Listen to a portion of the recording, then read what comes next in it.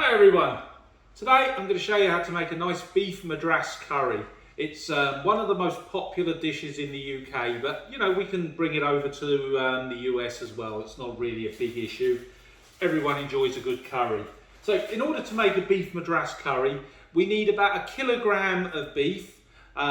You can use any type of beef really, it doesn't matter too much. I'm personally using a beef brisket to do it, but again, you can use any type, it will come out just fine. We need some chili, we need some garam masala, some tomato paste, tomato paste, I have to check being British that I say the right thing, coriander, cumin, some turmeric and some garlic, along with onions and ginger. And then I'm going to show you step by step how we're going to put this all together and make a nice beef madras curry.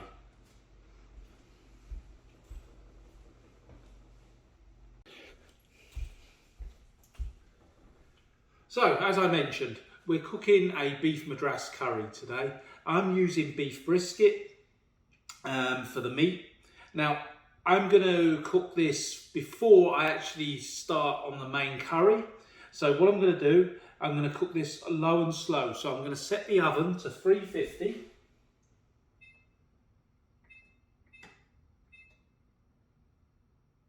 Start. Okay, and what I'm going to do is put this on some foil, add a little bit of salt, to both sides.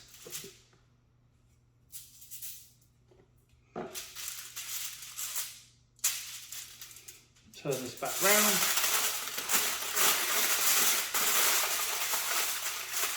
And I'm just going to put it round the meat. Close it up. Now, you can do this with any piece of beef you want to cook. Works particularly well for brisket because those of you that have tried frying it or just throwing it straight in the oven know it probably sometimes comes out quite tough. This way it'll come out nice and succulent, soft, easy to chew. So I'm going to put this in the oven now.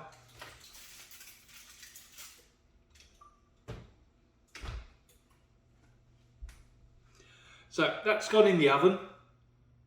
I'm going to leave that in for an hour at 350. And then I'm going to turn it down to 275 for 2 hours. Okay, this curry takes a little bit more time to make, but you're not really doing anything during them 3 hours now. You can prep if you want, but I will probably prep a bit nearer the time. But I just want to show you how to cook this so you get nice soft meat using a tougher bit of beef, shall we say.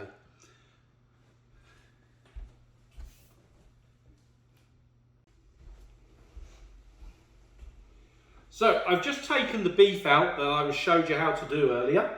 The 3 hours is up. I'm just going to start slicing this up, ready for the curry. Now, because I've done a slow cook, you could basically just tear this apart. Think of it almost as like pulled pork. See, brisket is traditionally quite tough. Cooking it this way, you can see it's actually just melt in the mouth, and this will make cooking the madras a lot easier to do and a lot less time consuming,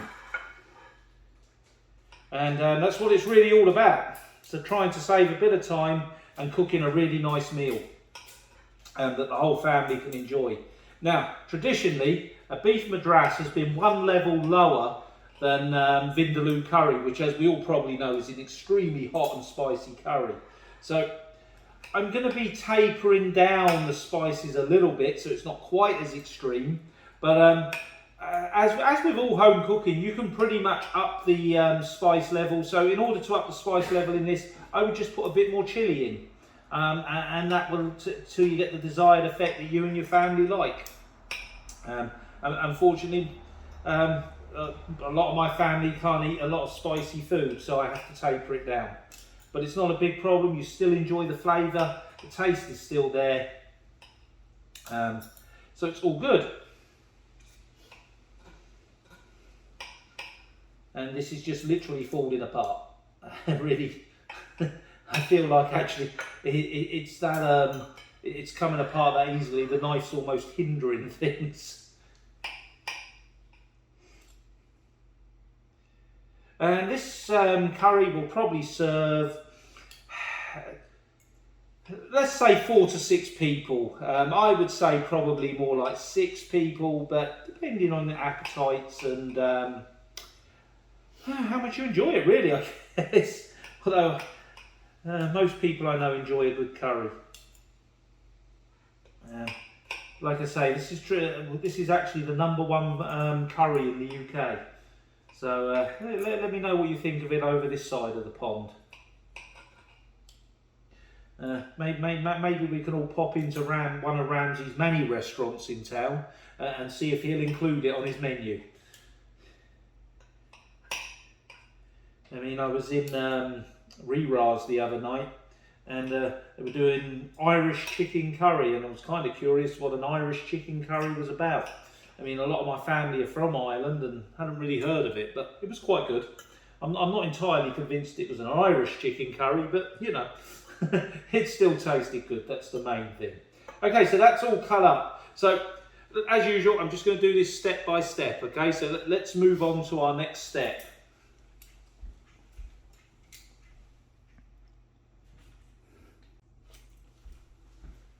Okay, so our next stage is to saute the onions. Now, if you're not sure how to saute, no problem, I'm going to explain.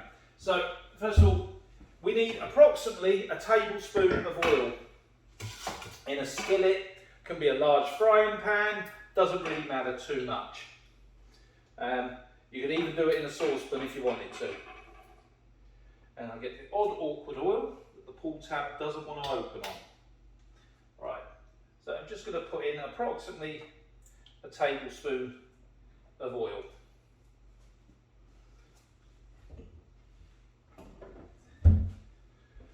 Now, I've seen people say when they're sauteing, just throw them in for 2 minutes, okay, and brown them.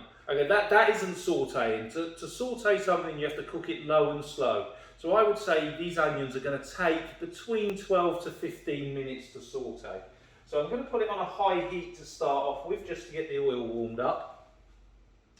And while that's warming up, feel free in the comments to put anything, to ask any questions you like about sauteing or anything in general, really. I've got no problem answering them. But to saute, when they're sauteed, you know, they're nice and soft. They are browned, but you'll definitely tell because they'll be extremely soft.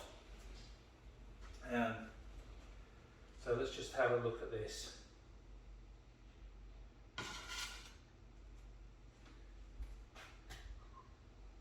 Now, I'm kind of curious, has anyone tried Gordon's new restaurant in town yet? Gordon's Kitchen.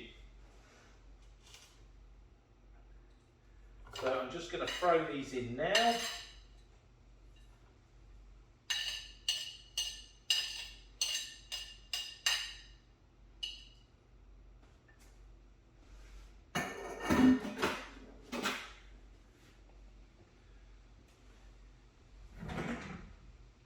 And we are going to saute them. So just stir them around a bit.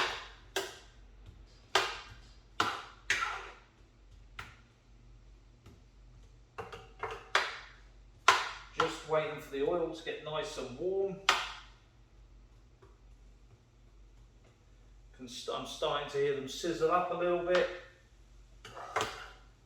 So yeah, I'm kind of curious if any of you guys have actually been into Gordon's Kitchen yet. What do you think of it? I haven't been myself.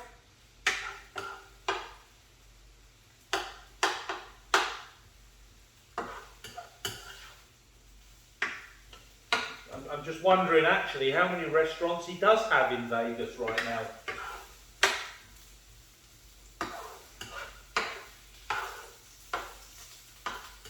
Okay, so the oil's warmed up, and what I don't want to do is fry them too quickly because we are sauteing them.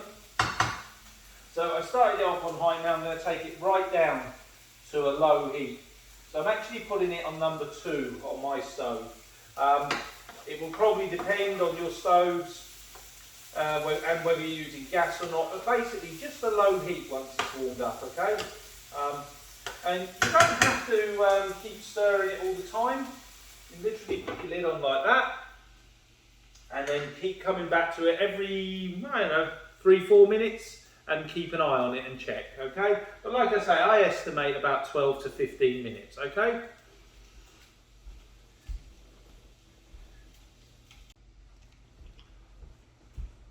So they've been going for about 12 minutes now.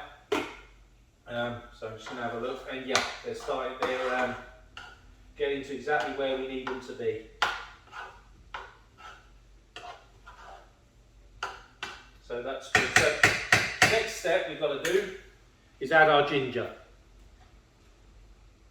And we're going to saute that in as well.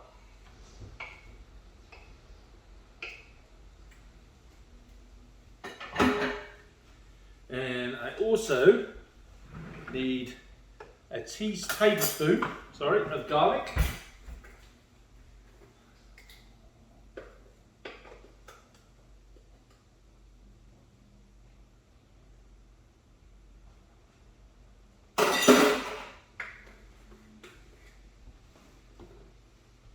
And I'm just going to give that a nice mix in. And we're going to let that all saute as well for a bit.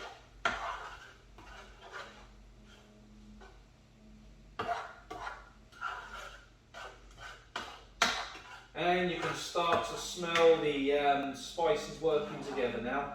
The ginger definitely gives it a unique sort of smell, mixed with the garlic.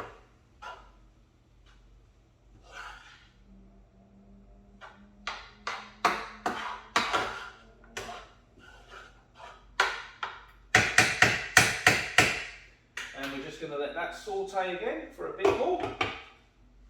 Probably for about another 5 minutes.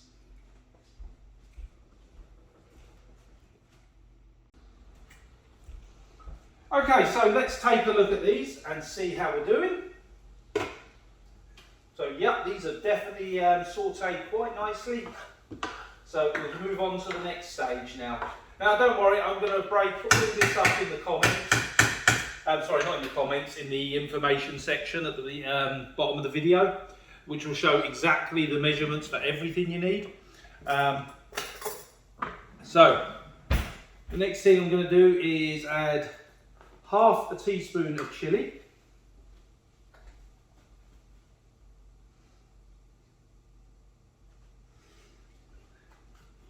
Half a teaspoon of cumin.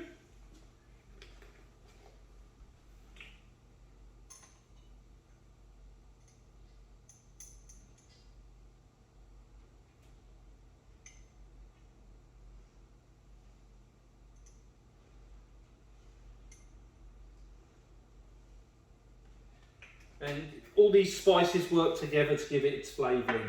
Half a teaspoon of turmeric.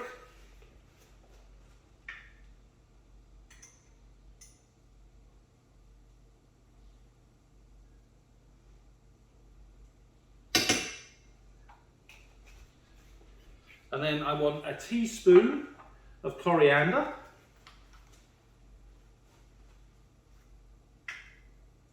As you can see, this is a new one.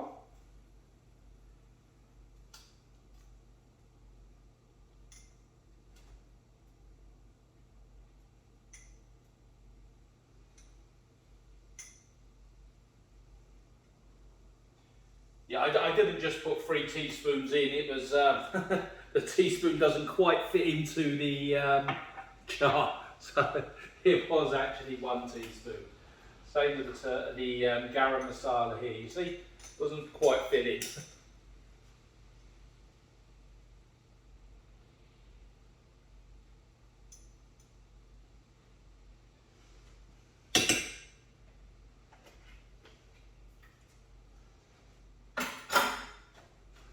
Okay, and I'm just going to stir that in with all this.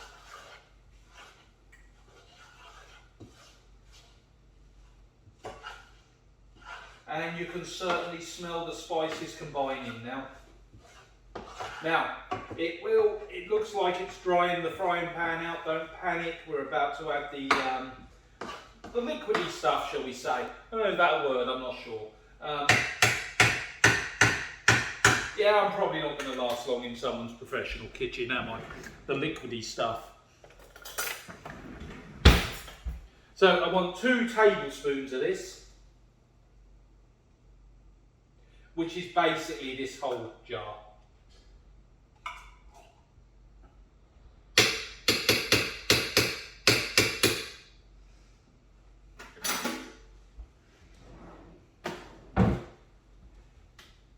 I could just imagine working in Hell's Kitchen and saying, "Can you pass me the liquidy stuff?" Not sure how well that'd go down.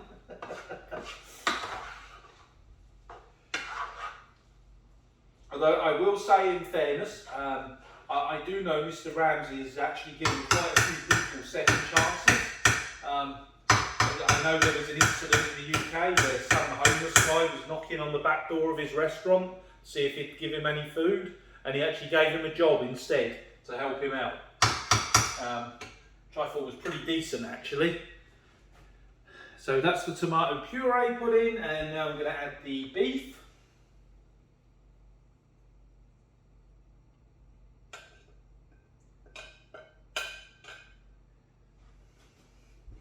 And I believe a few years ago, probably more than a few years now, he was also working in a prison, teaching prisoners how to bake, and I believe he gave a couple of them a job as well. So actually, I think for all you see all this swearing and bad language on TV, I actually think he's probably a fairly decent guy.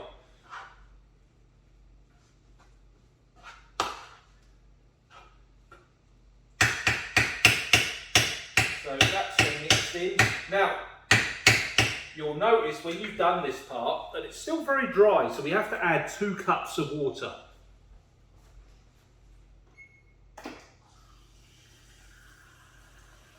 And this is what this will now combine to make a sauce.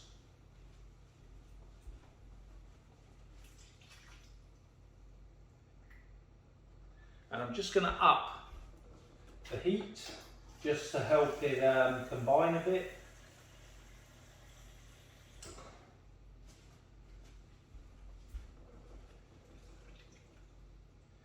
Now, it's not a hard and fast rule, 2 cups of water, okay? I'm going to say 2 cups of water minimum, but you can add more water if you feel you need more sauce, okay?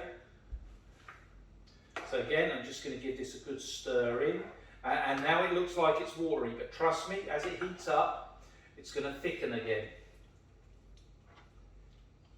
Last time I made this, somebody commented, "My God, that's watery." And they couldn't believe it was the same curry after it was actually finished.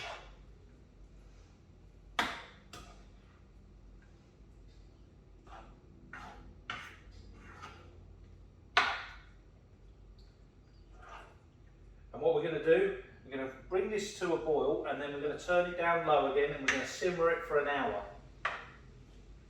And like I say, if you think you need a bit more water in there, add another half a cup.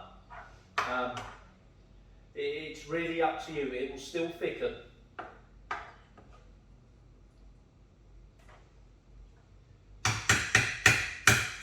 In fact, you know what? I think I'm going to do exactly that right now.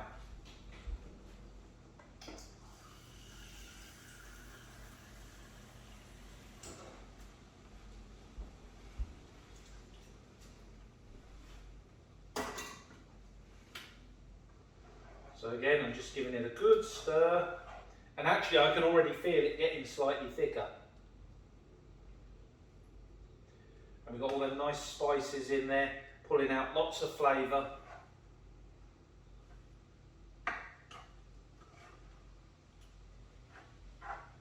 There we go. Right, so we are going to put that on simmer. Then in about an hour's time, we're going to try this, make sure it tastes fine, and I'm sure it's going to be an incredible dish. And like I say, I mean, this might be the #1 curry dish in the UK, but I think it'll be enjoyed over here as well.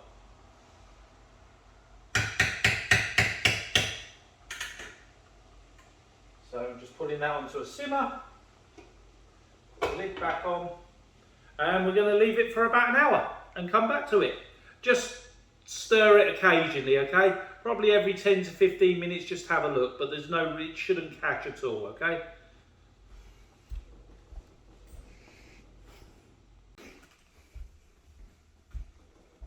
Okay, so the curry is now ready. So I'm going to put a bit in a bowl, we'll have a little taste and see what it's like.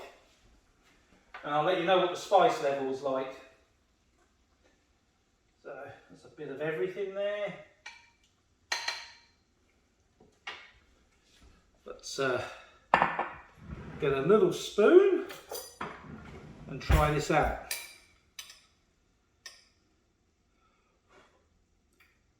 Definitely hot.